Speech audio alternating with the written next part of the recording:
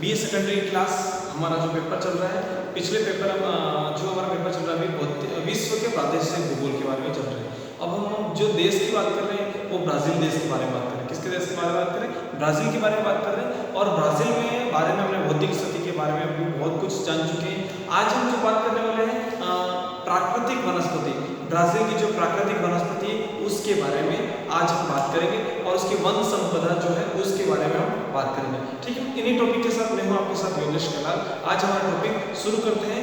Brazil में प्राकृतिक one संपदा या प्राकृतिक वनस्पति के बारे में हम बात कर रहे हैं। ठीक है, स्टार्ट करते हैं आज की हमारी क्लास।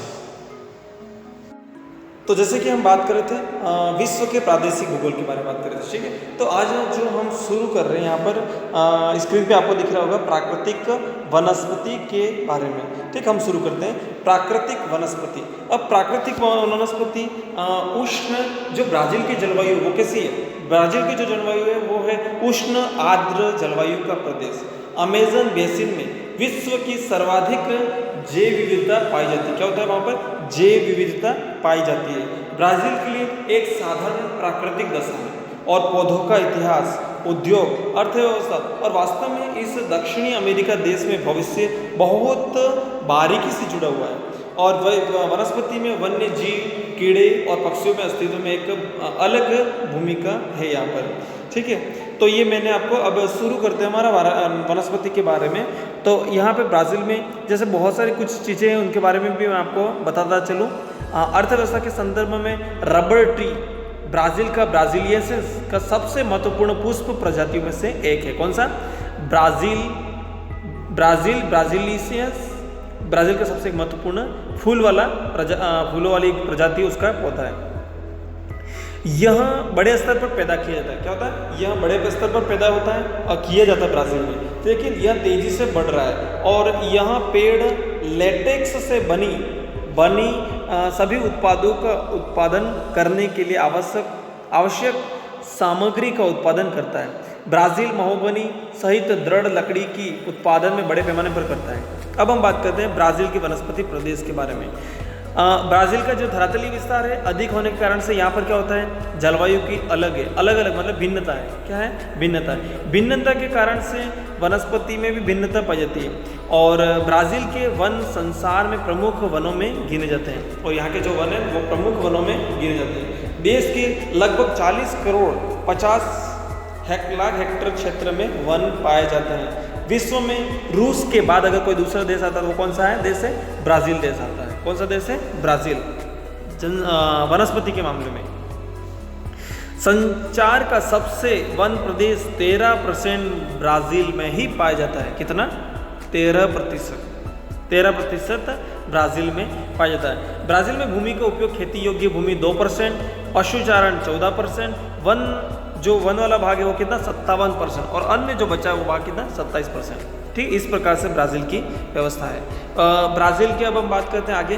देखो मैंने अभी आपसे बात की थी, जैसे ये देखो ये जो भाग है वो पूरा क्या है? सदाबहार वन है। यहाँ पर क्या है? सदाबहार वन। हमेशा मतलब सालों में ये वन खड़े रहते हैं। ये यहाँ पर जो वन बताए गए हैं आपको सदाबहार वन है। और इसके बाद जो वन बताए गए यहाँ पे चौकोर के रूप में, ये जो आपको भाग दिख रहा होगा आपकी स्क्रीन पर, ये जो भाग है वो है वन मिश्रित घास के मैदान। और आगे में जो बताने वाला हूँ वो है अर्ध उष्ण प्रदेशीय वन। ये देखो ये जो भाग दिख रहा है, अब आप ऊपर ब्राज़ील से नीचे की तरफ देख सकते हैं, ये देखो। और इसके बाद सवाना घास के मैदान, सवाना घास के मैदान ये भाग है, सवाना घास का मैदान का भाग है ये पूरा। और इसके बाद है मध्य अक्षांशीय मिश्रित वन। ठीक है, इसको जूम करने की वैसे आवश्यकता नहीं है। देखो ये पूरा क्या है? यहाँ पर मध्य अक्षांशीय मिश्रित वन है। और इसके बाद हम बात करते हैं प्रेरीज पंपाज। ये देखो ये भी घास के मैदान है, बड़े बड़े घास के मैदान है, पंपाज बोलते हैं इसको। ठीक है, ये जो ऊपर का भाग है वो किसका भाग है? ये भाग है वन मिश्रित घास के मैदान का भाग है। ठीक, ये थी ब्राज़ील की वनस्पति। अब ब्राज़ील की वनस्पति को हमने 3 भागों में विभाजित किया है। पहला जो भाग है वो क्या है? Amazon basin. क्या बात नाम है यहाँ पर? अमेज़न बेसिन तथा अटलांटिक महासागर तट के वन। इन भागों में क्या होता है? इन भागों में वर्षा और तापमान की अधिकता के कारण विषुवत रेखीय वन पाए जाते हैं। कौन से वन पाए जाते हैं? विषुवत रेखीय वन पाए जाते हैं और हम उन्हें क्या कहते हैं, सेल्वा कहते हैं। क्या कहते हैं, सेल्वा कहते हैं।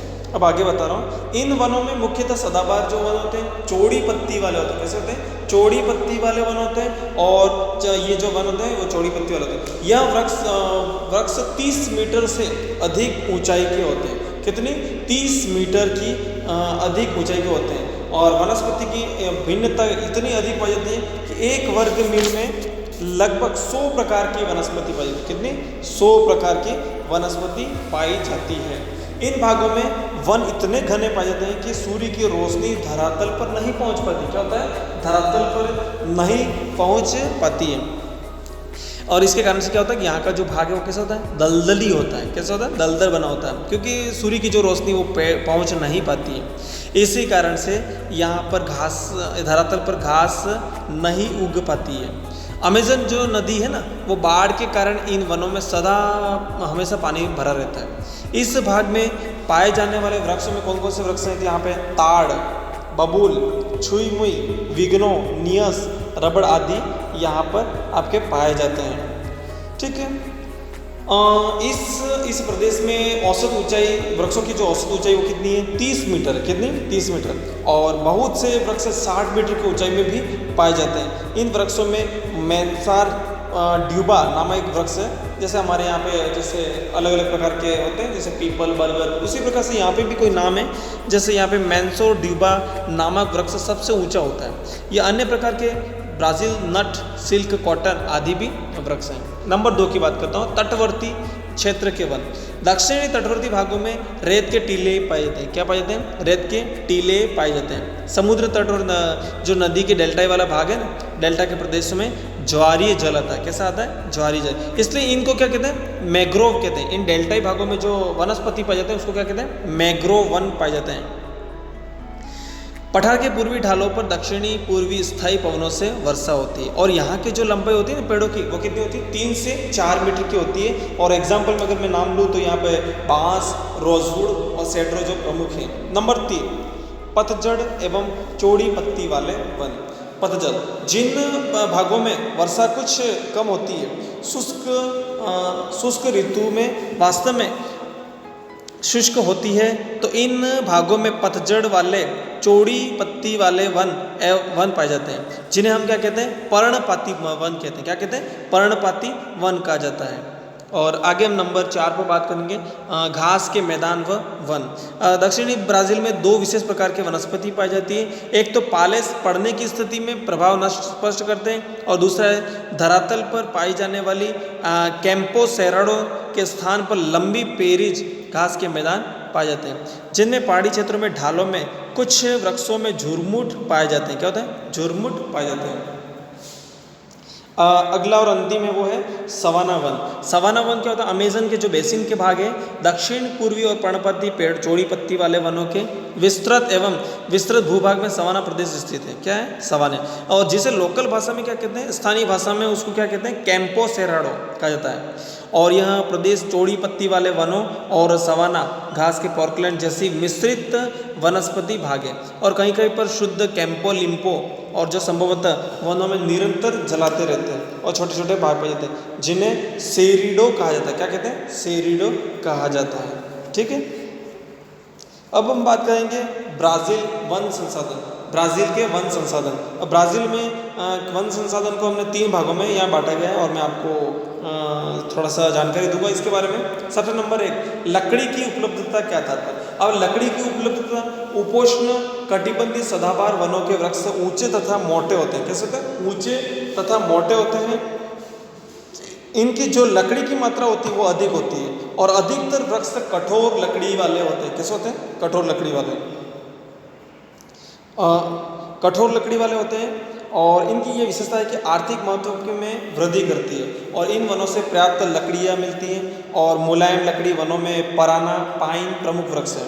और यहाँ की कुछ लकड़ी निर्यात के लिए 70% घन मीटर के उत्पादन होता है, जो बढ़कर अब क्या हो गया, 1971 में 17 करोड़ था, और 1975 में लकड़ी का उत्पादन कुछ नुकसान हो गया। लेकिन 1981 के बाद क्या हो गया, यहाँ पर पुनः वृद्धि हुई और 21.8 करोड़ मीटर हो गई। और 1981 में 31.6 करोड़ घन मीटर लकड़ी का उत्पादन यहाँ पर हुआ।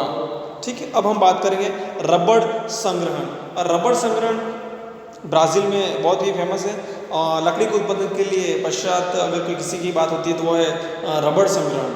प्राकृतिक रबड़ है और दक्षिण अमेरिका में ब्राज़ील ही व्यापारिक स्तर पर प्राकृतिक रबड़ का उत्पादन करता है, जिससे अमेज़न के बेसिन में 3 वृक्ष महत्वपूर्ण है। एक तो बलाटा, कैस्टोलियो और हेविया। बलाटा नामक जो वृक्ष है वो गुआन, वेनेजुएला, कोलंबिया उच्च सीमावर्ती भागों में अधिक मिलता है। ठीक है, जो रबड़ प्राप्त होता है और मेनास केंद्र में भेज दिया जाता है। ठीक, आगे हम बात करेंगे नंबर 3 की बात करेंगे वन वस्तु संग्रह। वन वस्तु संग्रह के पदार्थों में तरह तरह के नट्स और गोंद, मोम आदि पाया जाता है। ठीक है, और यहाँ पे बलाटा वृक्ष से गोंद प्राप्त किया जाता है और चमड़ा पकाने के लिए एक टेनिन जो होता है वो प्राप्त यहीं से किया जाता है। ठीक है, ये मैंने आपको बताया। अगली जो हमारी क्लास लगेगी वो उसमें मैं आपको बताऊंगा ब्राज़ील के प्रमुख खनिज। ठीक है, और आज की हमारी क्लास यहीं तक रहेगी। ठीक है, धन्यवाद।